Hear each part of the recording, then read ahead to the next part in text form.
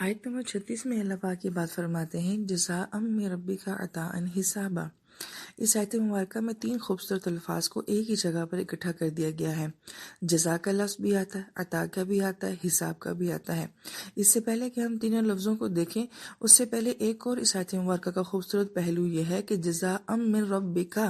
کہ یہ آپ کے رب کی طرف سے بدلہ ہوگا۔ یہاں پہ یہ جو کاف کی ضمیر ہے جو رب کے ساتھ آ رہی ہے، یہ کس کی طرف منسوب ہے؟ تو مفسرین کرام یہ فرماتے ہیں کہ یہ آپ صلی اللہ علیہ وآلہ وسلم کی طرف منسوب ہے۔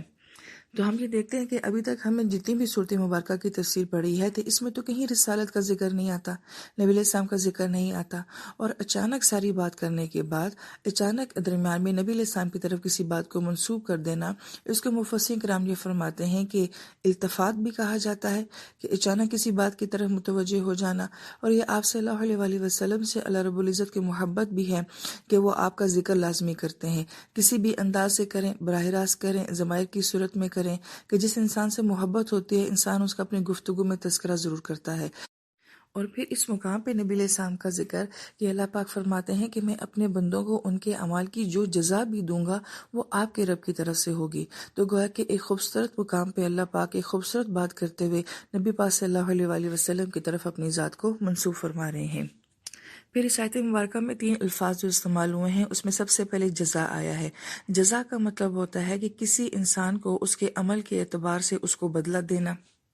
مفسرین کرام یہ بات فرماتے ہیں کہ جو اللہ پاک یہ فرماتے ہیں کہ تمہارے عمل کی جزا ہے، تو دراصل میں انسان کا کوئی کم عمل اس قابل ہوتا ہی نہیں ہے کہ وہ یہ کہہ سکے کہ مجھے اس کا بدلہ ملنا چاہیے یا مجھے کوئی اس کی جزا ملنی چاہیے، کیونکہ ہم اللہ کی شان کے اعمال کر ہی نہیں سکتے ہیں، مگر یہ محض اللہ پاک کا احسان ہوتا ہے کہ ہمارے چھوٹے چھوٹے عملوں کے لیے اللہ پاک جو نعمتیں ہمیں دیتے ہیں تو اس کو جزا کا نام دے دیتے ہیں۔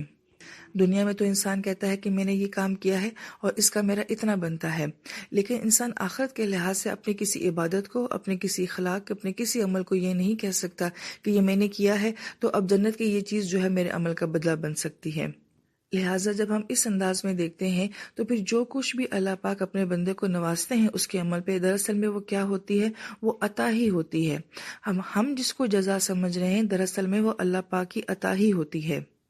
اور عطا کا مطلب یہ ہوتا ہے کسی کو اس کی امید سے زیادہ دینا، جیسے انعامات کی بارش کر دینا۔ یہ لفظ ہم کہاں دیکھتے ہیں؟ انا اعطینا کل کوثر، کہ نبی ہم نے آپ کو کوثر عطا فرمائی ہے۔ ہم جب کوثر میں پہنچیں گے تو ہم یہ دیکھتے ہیں کہ کوثر کوئی ایک چیز نہیں ہے، یہ بیش بہا خزانہ ہے جو اللہ پاک نے نبی علیہ السلام کو دیا تھا۔ تو گویا کہ جو چیز آپ کی امید سے دی جائے اور بہت زیادہ دی جائے وہ عطا ہوتی ہے۔ تو جو کچھ بھی اللہ پاک فرما رہے ہیں کہ تمہارے عمل کا تمہیں بدلہ دیا جا رہا ہے، دراصل میں وہ میری اوقات، میری امید سے بڑھ کر اللہ رب العزت کی عطا ہے۔ تو جزا اور عطا آپس میں بہت مل جاتے ہیں یہاں پر۔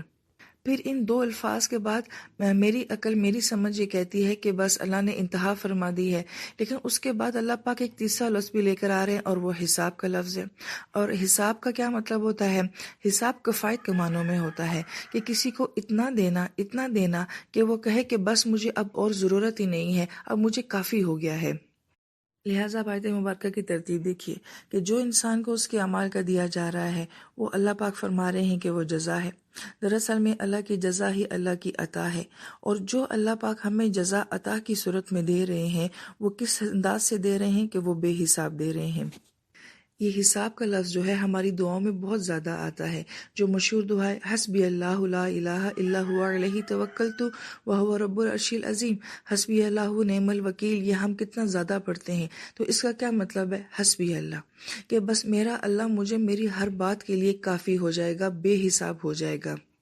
اگر ہم صرف اس سے آیت مبارکہ کے حسن کو دیکھنا شروع کر دیں کہ حسبی اللہ، کہ میری بہت ساری ضروریات ہیں، بہت ساری خواہشات ہیں، اور بعض اوقات تو انسان کو خود بھی نہیں پتا ہوتا کہ اس کو کیا چاہیے، کس وقت چاہیے، کس طرح کا چاہیے، کیسا چاہیے، تو انسان کہتے ہیں حسبی اللہ، کہ اللہ آپ میری طرف سے کافی ہو جائیں، میری ہر ضرورت، میری ہر خواہش کے لیے بس آپ ہی کافی ہیں، اور اس طرح کافی ہو جائیں کہ بس میں کہوں کہ اب مجھے اور ضرورت نہیں ہے۔ پھر آیت مبارکہ آتی ہے وَمَن يَتَوَکَّلْ عَلَى اللَّهِ فَهُوَ حَسْبُهُ، جو اللہ کی ذات کے اوپر بھروسہ کرتا ہے تو اللہ اس کے لیے کافی ہو جاتے ہیں۔ یہاں پہ بھی لفظ حساب آ رہا ہے، یعنی اللہ کی ذات کے اوپر بھروسہ اتنا خوبصورت عمل ہے کہ جس انسان کو یہ نصیب ہو جاتا ہے تو پھر اس کا ہر عمل، اس کی ہر ضرورت، اس کی ہر خواہش کے لیے اللہ کی ذات ہی کافی ہو جاتی ہے۔ اہل علم جو ہے وہ جزا عطا اور حساب کو مثال سے بیان کرتے ہیں کہ اگر ایک انسان کی قابلیت جو ہے وہ 1000 روپے کی ہے، اس کی تعلیم اتنی ہے یا اس کی صلاحیت اتنی ہے یا اس کے کام کا معیار اتنا ہے، لیکن مالک اگر اس کو 5000 دے دیتا ہے تو وہ کس لیے دیتا ہے کہ تمہاری صلاحیت تو 1000 کی بنتی ہے لیکن تمہاری ضروریات 1000 میں نہیں پوری ہوں گی بلکہ وہ 5000 میں ہوں گی، تو میں تمہیں تمہاری قابلیت سے نہیں دے رہا، میں تمہیں تمہاری ضرورت کے مطابق دے رہا ہوں جو تمہارے لیے کافی ہو جائے۔ تو یہی معاملہ انسان کا اللہ پاک کے ساتھ بھی ہے کہ انسان جو عمل بھی کرتا ہے اگر مجھے میرے عمل کے مطابق ملے تو پھر بہت کم جزا بنتی ہے، لیکن اللہ پاک مجھے میرے عمل کے مطابق نہیں دیتے بلکہ اللہ پاک مجھے میری ضرورت کے مطابق دیتے ہیں، اپنی شان کے مطابق دیتے ہیں، اس لیے وہ جزا عطا اور حساب ہو جاتا ہے۔ پھر اگلی آیت مبارکہ میں اللہ پاک فرما رہے ہیں کہ رب السماوات والارض وما بینہما الرحمن، کہ آسمانوں اور زمینوں کا رب آسمان ہے اور جو کچھ اس کے درمیان میں ہے اس کا مالک رحمان ہے۔ اب یہاں پہ آیت مبارکہ میں سماوات آسمان لایا گیا ہے، زمین کو لایا گیا ہے، جو کچھ اس کے درمیان میں ہے، تو گویا کہ ان دو دنیاؤں کے درمیان میں ایک تیسری دنیا بھی آباد ہے، اور اس کو اگر آپ خلا کی دنیا کہتے ہیں، فضا کی دنیا کہتے ہیں، یا اس کے علاوہ بھی اللہ نے اور کتنی دنیایں آباد کی ہوئی ہیں وہ کوئی نہیں جانتا، مگر اس آیت مبارکہ میں اللہ پاک نے بینہما کہہ کے یہ اشارہ ضرور دے دیا ہے کہ اور بھی بہت سارے جہان ہیں جو آباد ہیں۔ مگر ایک چیز جو ہم پورے قرآن پاک میں نوٹ کرتے ہیں کہ جب بھی اللہ پاک اپنی تخلیق کا ذکر فرماتے ہیں، چاہے وہ زمین آسمان اس دنیا سے متعلق ہو یا انسان سے متعلق ہو، تو اللہ پاک اپنی ایک صفت لے کر آتے ہیں اور وہ رحمان ہے۔ گویا کہ اللہ پاک کا اس دنیا کو تخلیق کرنا، انسان کو تخلیق کرنا، باقی تمام مخلوقات کو تقسیم کرنا، یہ سراسر رحم ہے اللہ تعالیٰ کا، اور یہ اللہ تعالیٰ کی محبت ہے۔ لہٰذا میری تخلیق میرے اللہ کی محبت ہے، اس دنیا کی تخلیق یہ اللہ پاک کی محبت اور اللہ پاک کی ایک رحمت ہے۔ اور پھر اللہ پاک فرماتے ہیں اپنی رحمت کے تذکرے کے بعد کہ آخرت کا جو دن ہوگا اس دن کوئی بھی اللہ پاک سے خطاب نہیں کر سکے گا، اللہ پاک سے بات نہیں کر سکے گا، گویا کہ وہ خاموشی کا دن ہوگا۔ اس دن انسان خود خاموش ہوگا لیکن انسان کے اعمال بولیں گے، انسان خود خاموش ہوگا اور اس کے اعضاء گواہی دے رہے ہوں گے، انسان خود خاموش ہوگا اور اس کے فرشتے اس کے اعمال کی گواہی دے رہے ہوں گے۔ گویا اس آیت مبارکہ سے اللہ پاک آخرت کے دن کا کلائمیکس بتا رہے ہیں کہ اس دن کی انتہا کیا ہوگی۔ پھر اللہ پاک فرماتے ہیں کہ یوم یقوم الروح والملائکۃ صفا، کہ جس دن روح فرشتے سب کے سب اللہ پاک کے سامنے صف باندھ کر کھڑے ہوں گے۔ اب یہاں پہ روح کا تذکرہ علیحدہ سے کیا گیا ہے، ملائکہ کا تذکرہ علیحدہ سے کیا گیا ہے، اس کی کیا وجہ ہے؟ تو مفسرین کرام فرماتے ہیں کہ روح سے مراد 3 باتیں ہو سکتی ہیں۔ ایک تو روح سے مراد روح انسانی ہے کہ انسانوں کی روحیں وہاں پہ کھڑی ہوں گی۔ دوسرا اس کا معنی یہ ہے کہ جبرائیل امین ہے کیونکہ وہ تمام فرشتوں کے سردار ہیں تو وہ آگے لیڈ کریں گے سب کو۔ اور تیسرا ایک قول یہ بھی آتا ہے کہ روح سے مراد کوئی اور فرشتہ ہے، کوئی ایک بہت بڑا فرشتہ کہ جس سے تمام روحوں کا وجود جو ہے وہ وجود میں آیا ہے۔ لہٰذا اب اس روح کا جو بھی معنی لیا جائے، کیونکہ کچھ آیات ایسی ہوتی ہیں جن کے بارے میں آپ 100% کوئی بات نہیں کر سکتے، ان کو متشابہات آیات کہا جاتا ہے۔ مثلا اس کا تذکرہ آپ آگے بہت زیادہ دیکھیں گے، اللہ پاک فرماتے ہیں آسمان پھٹ جائے گا، پہاڑ بادلوں کی طرح ہو جائیں گے، سمندر ابلنے شروع ہو جائیں گے۔ آپ ان کو حدیث مبارکہ سے اور لغت سے جتنا سمجھ سکتے ہیں آپ سمجھا دیتے ہیں، لیکن ان کی بیانی ہی کیا سچویشن ہوگی یہ کوئی انسان نہیں بیان کر سکتا۔ یہ تو جب انسان آخرت میں دیکھے گا ان سب چیزوں کو تبھی پتہ چلے گا کہ آخر یہ سچویشن کیا ہوگی۔ اسی طریقے سے جب اللہ پاک جنت کا تذکرہ کرتے ہیں تو ہم جنت کو نہیں سوچ سکتے، اب جب انسان دیکھے گا انشاءاللہ تعالیٰ تبھی اس کو پتہ چلے گا کہ وہ جنت کیا ہوگی، لیکن جتنا ہمیں حدیث مبارکہ سے اور لغت سے بات سمجھ آتی ہے اتنا ان چیزوں کو ایکسپلین کیا جا سکتا ہے۔ اب جب اللہ پاک حشر کے دن کی کیفیت کو بیان کر رہے ہیں تو بس جتنا ہمیں حدیث مبارکہ سے پتہ چلے گا ہم اتنا ہی بیان کر سکتے ہیں، اس سے آگے بیانی ہی سچویشن کیا ہوگی وہ یہاں نہیں بیان کی جا سکتی۔ لیکن آیت مبارکہ سے اتنا یہ پتہ چل رہا ہے کہ روح جو بھی ہے اور فرشتے جو ہیں وہ سب اللہ پاک کے سامنے صف کی صورت میں کھڑے ہوئے ہوں گے، اور وہ دن اس قدر ہیبت کا دن ہوگا کہ کوئی بھی اللہ کے سامنے بات کرنے کی جرت نہیں کر سکے گا۔ لیکن اس آیت مبارکہ سے صفہ کا لفظ جو آیا ہے کہ اتنی بڑی بڑی تخلیقات، وہ روح اور وہ فرشتے اور تمام دنیا، ہر انسان کس طرح کھڑا ہوگا؟ ایک ڈسپلن کے ساتھ کھڑا ہوگا، ایک ترتیب کے ساتھ کھڑا ہوگا، اللہ کے سامنے صف باندھ کر کھڑا ہوگا۔ اہل علم جو کہتے ہیں گویا کہ اللہ رب العزت اس آیت مبارکہ میں اپنا مزاج بھی بتا رہے ہیں کہ اللہ پاک کو ہر چیز ترتیب کے ساتھ اچھی لگتی ہے۔ اور پھر اس آیت مبارکہ کے آخری حصے میں آ رہا ہے کہ کوئی اللہ پاک کے سامنے بات نہیں کر سکے گا، لا یتکلمون الا من اذن له الرحمن، ہاں جس کو اللہ کا رحم اجازت دے دے گا صرف وہ اللہ کے سامنے بات کرے گا۔ لیکن جب اللہ پاک بات کرنے کی اجازت دیں گے تو پھر انسان کس قسم کی بات کرے گا؟ تو اسی آیت مبارکہ میں بتایا جا رہا ہے وَقَالَ ثوابا، وہ ثواب کی طرح کی بات کرے گا۔ اور ثواب کیسی بات کو کہا جاتا ہے؟ وہ فرماتے ہیں کہ ثواب کا مطلب ہوتا ہے صحیح نشانہ لگانا، ٹارگٹ پہ کسی چیز کو ہٹ کرنا۔ لیکن جب انسان بات کرے گا تو ادھر ادھر کی بات نہیں کر سکے گا، بلکہ سیدھی اسٹریٹ بات کرے گا۔ دنیا میں ہم یہ دیکھتے ہیں کہ جب کوئی انسان پکڑا جاتا ہے یا اس کا جرم پکڑا جاتا ہے، جب اسے پوچھ گچھ کی جاتی ہے تو وہ اصل بات کی طرف نہیں آتا، وہ ٹال مٹول کر دیتا ہے، اصل بات کو چھپا کے دوسری باتوں کو بہت ہائی لائٹ کر دیتا ہے،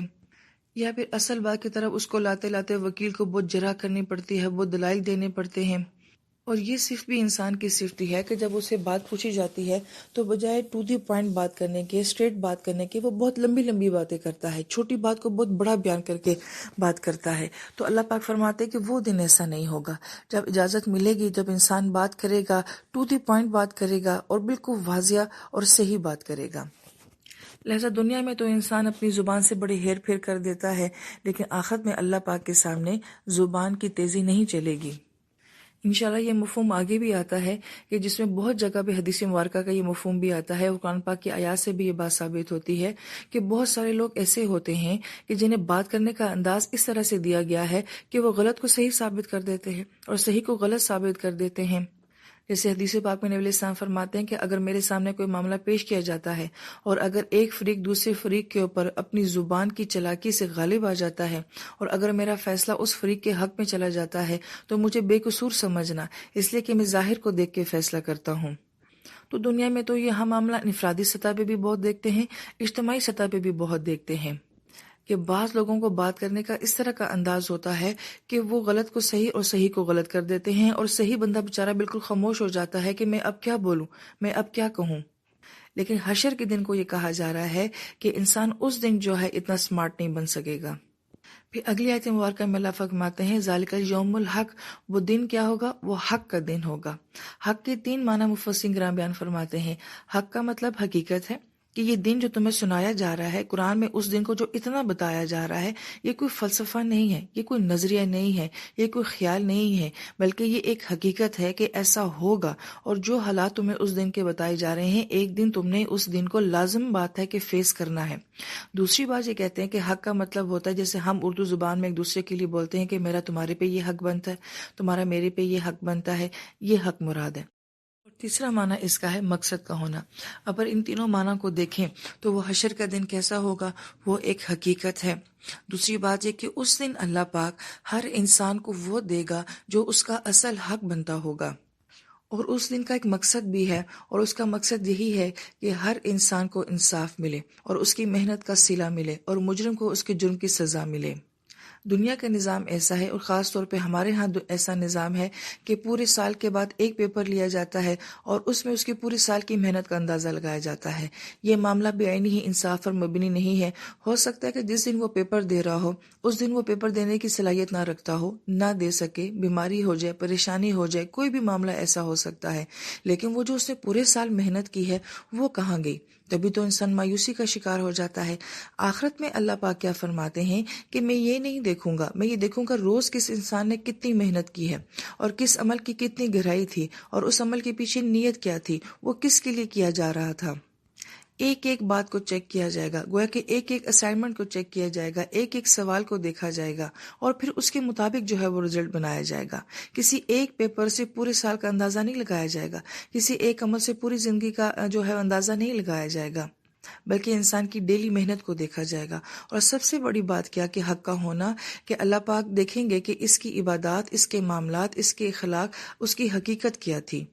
حدیث پاک کا مفہوم بنتا ہے کہ انسان یہ سمجھے گا کہ میرے پاس تو بہت ساری نیکیاں ہیں، لیکن جب وہ وہاں جائے گا تو دیکھے گا کہ اس کے پاس تو عمل ہی کوئی نہیں ہے، تو انسان کہے گا کہ میرے عمل کہاں گئے؟ تو کہا جائے گا جو عمل تم دنیا میں کرتے تھے وہ اللہ کی خاطر نہیں کرتے تھے، وہ تو ریا دکھاوے کی خاطر کرتے تھے، لہٰذا تم نے جو عمل کیا اس کی شہرت، اس کی تعریف، اس کی جزا تمہیں دنیا میں دے دی گئی، لہٰذا آج آخرت میں تمہارے لیے نہیں ہے۔ اور بہت سارے عمل ایسے ہوں گے جو دنیا میں بہت چھوٹے سمجھے جاتے تھے، بہت حقیق اور بہت معمولی سمجھے جاتے تھے، مگر انسان جب وہاں جا کے اس کی جزا دیکھے گا تو انسان حیران ہو جائے گا اور کہے گا میرا عمل تو بہت چھوٹا تھا۔ تو اللہ پاک یہ فرمائیں گے عمل تمہارا چھوٹا تھا، کوشش تمہاری بہت چھوٹی تھی، لیکن اس کے پیچھے نیت بہت خوبصورت تھی۔ وہ خالص میری ذات کے لیے کیا گیا تھا، لہٰذا آج اس کی جزا بہت بڑی ہے، لہٰذا اس دن ہر حقدار کو اس کا حق مل جائے گا۔ اور پھر اللہ پاک فرماتے فَمَنْ شَاءَ اتَّخَذَ إِلَىٰ رَبِّهِ مَآبًا، پھر تم میں سے جو انسان چاہے اپنے رب کی طرف اپنا ٹھکانہ بنا لے،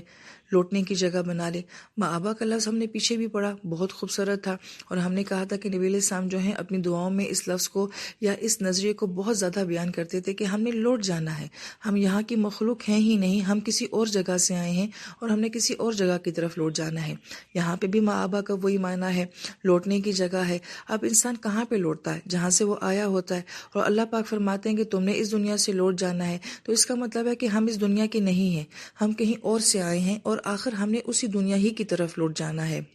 لیکن انسان اس دنیا سے اتنا دل لگا بیٹھا ہے، اتنی محبت کر بیٹھا ہے، وہ یہ سمجھ رہا ہے کہ یہی دنیا میرا سب کچھ ہے، یہی میں نے جینا ہے اور ہمیشہ میں نے یہیں جینا ہے۔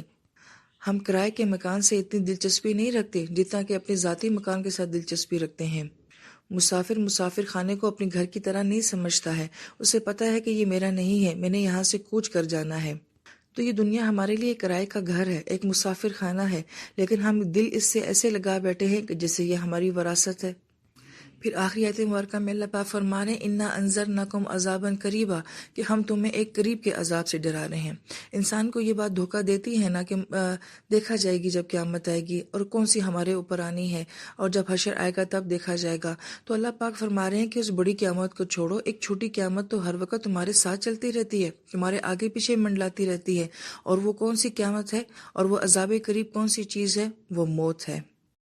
لہٰذا دنیا میں اللہ کے انکار کرنے والے بھی ہیں، رسالت نبی علیہ السلام کا انکار کرنے والے بھی ہیں، جزا سزا کے دن کا بھی انکار کرنے والے ہیں، مگر دنیا میں کوئی ایسا نہیں ہے جو موت کا انکار کر دے۔ جو رب کو مان رہا ہے وہ بھی مر رہا ہے، اور جو رب کو نہیں مان رہا ہے وہ بھی مر رہا ہے۔ لہٰذا موت ایک اٹل حقیقت ہے جسے کوئی نہیں ٹال سکتا۔ پھر آیت مبارکہ میں یہ آ رہا ہے کہ یوم ینظر المرء ما قدمت یداہ، کہ جس دن انسان یہ دیکھ لے گا کہ اس کے ہاتھوں نے آگے کیا بھیجا ہے۔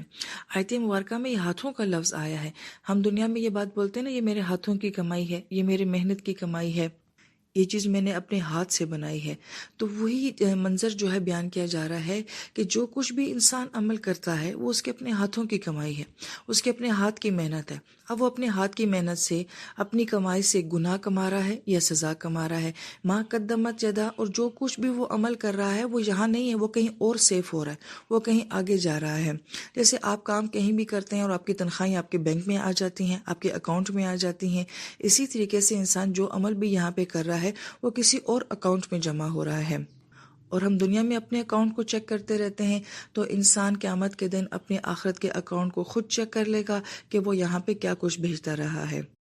اس کی وضاحت قرآن پاک کی آیت مبارکہ سے بھی ہوتی ہے کہ فَمَن يَعْمَلْ مِثْقَالَ ذَرَّةٍ خَيْرًا يَرَهُ، کہ انسان ذرے کے برابر بھی اپنی نیکی کو بھی دیکھے گا اور گناہ کو بھی دیکھ لے گا۔ اہل علم یہ بیان فرماتے ہیں کہ ذرے سے مراد وہ جو کیڑے کے انڈے نکلتے ہیں، اس سے جو چھوٹا سا کیڑا نکلتا ہے اس کو ذرہ کہا جاتا ہے۔